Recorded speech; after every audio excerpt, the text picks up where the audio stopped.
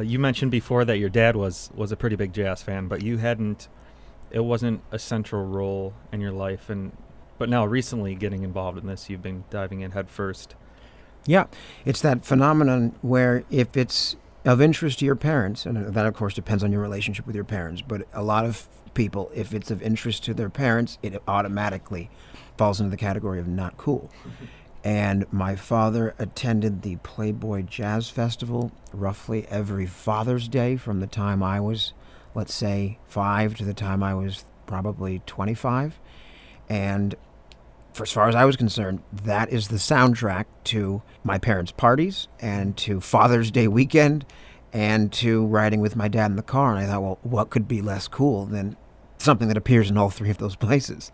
And the result was I sort of put it out of my mind, and then I naturally had to think that over when I started to do shoots with Edward and get exposed to live jazz and get to hear how much artistry there is and how much passion can be pushed through this art form. And it's really grabbed me over these last couple of years. So you were talking about Jimmy Norman. You had a pretty cool story. You say that the Rolling Stones did recognize that he wrote the lyrics, but yet he failed to get any of the royalties. And then there's also the story about him doing some spring cleaning. Yeah, well, as it turns out, he was taking care of his just personal affairs. He was cleaning out his apartment, and a large sack of paper, basically slips of paper, was on its way to the trash. He was getting ready to essentially work out the clutter in his apartment and was lucky enough to have had a meeting in his place with his PR rep, a fellow by the name of Frank Beecham, who I've spoken to a couple of times in connection with this project. And he was in the process of removing this giant sack of lyrics from his apartment, which all written on these tiny slips of paper. And Frank Beecham stopped him before he could do it. And, he asked, first off, what's in the bag? And he said, oh, just some old stuff that I used to scribble on and some things I used in my earlier career writing music.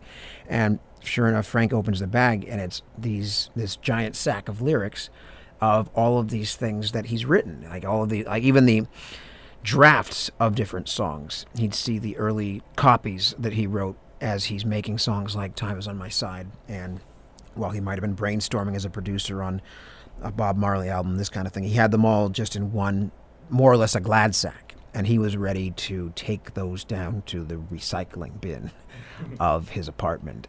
And his PR rep said, it's the eBay generation. It's the century where there's a mad amount of people ready to pay pretty ridiculous sums of money to have access to something like that.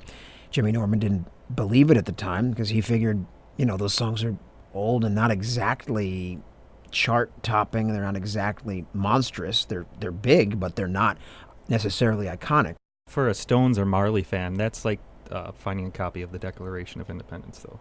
Absolutely. And there wasn't exactly a market for memorabilia when he was, let's say, 20, 30 years old. There was new music, and then there was old music. There was no collectible items that people would put sums of money up to acquire. It's not like people were buying autographed ties or anything that the person might have touched or worn. Yeah, so the result was they put all the lyric sheets and these scrawled notes that he'd made over the course of many years up, not onto an electronic platform, but into a formal memorabilia exchange, and they ultimately garnered close to $25,000, which he was literally ready to toss in the trash. That tided him over for at least a little while, and yeah, things went on from there.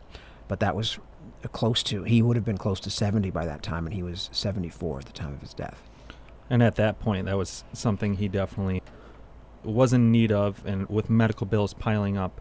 Related to that, there is a Jazz Foundation of America that we're going to talk to later, which is also in a similar vein to what Jason and Edward are trying to accomplish with this movie. So when we come back, we're going to talk about another musician, sort of unrecognized, daughter of Art Blakey, Evelyn Blakey, and I'm really interested to hear a little bit about that.